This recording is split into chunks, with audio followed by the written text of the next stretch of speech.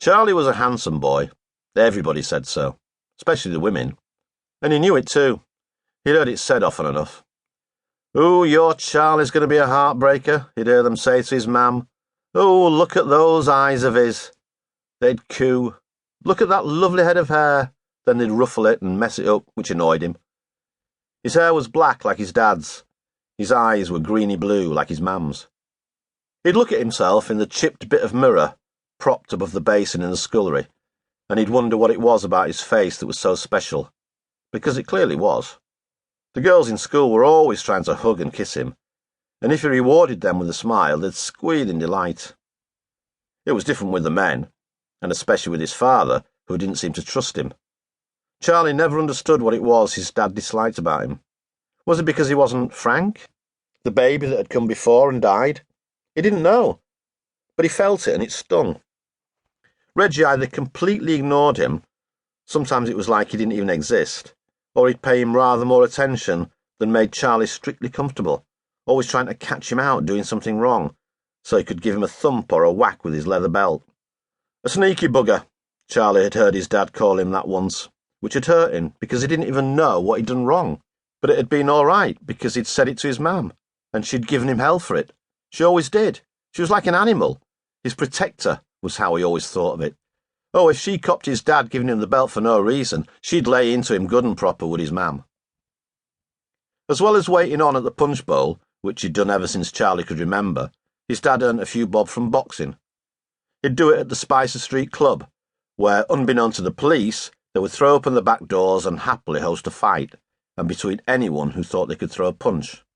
It was a nice earner for the landlord, because he'd take bets from the crowd, providing a pot to be shared between him and the winner. Much as he disliked his father, Charlie loved being taken to watch a fight with him. Boxing was in his blood and it enthralled him.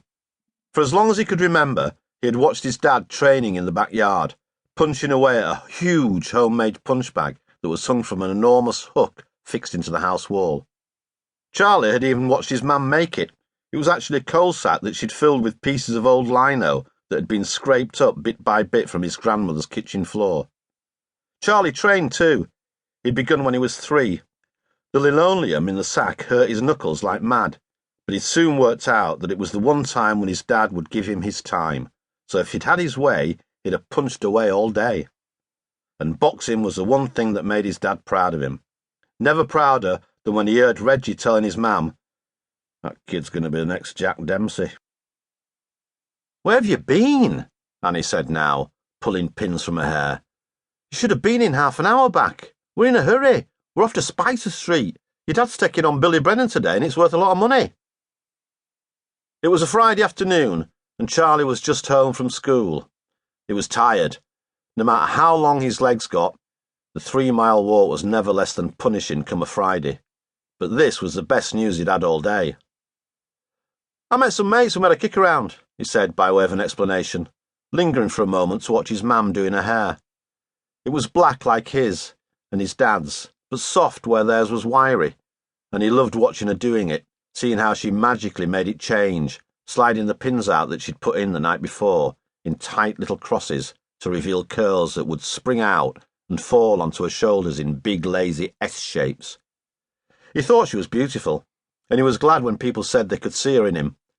She was like a movie star, especially when she put petroleum jelly on her eyebrows.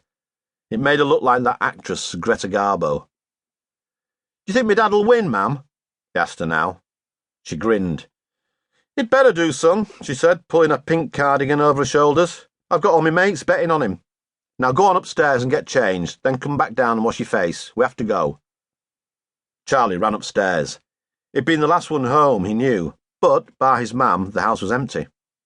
His big sister Margaret would have taken the rest off to park, and she'd be giving them their bread and jam after as well. He had lots of brothers and sisters now. They seemed to keep arriving all the time. As well as Margaret, there was young Reggie, who was 8 now, and Eunice, who was 5, then 2-year-old Ronnie, and little Annie was still a baby. There was another one coming too, but not till next year, his mamma told him. And he was glad it wasn't yet, because he didn't know where they'd fit. His gran always said there was no room to swing a cat in their house, and he agreed.